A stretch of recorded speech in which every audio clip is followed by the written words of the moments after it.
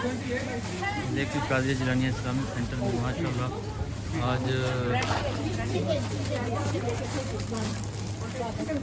Hot food भी तकसीम किया जा रहा है माशाल्लाह। देख रहे हैं कि अलॉट ऑफ फूड की जो स्टॉल लगा हुआ है माशाल्लाह।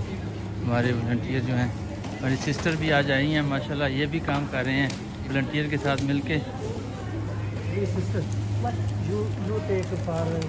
माशाल्लाह। ये हमारे किबला शाह साहब हैं जनाब। कैसे हैं शाह साहब?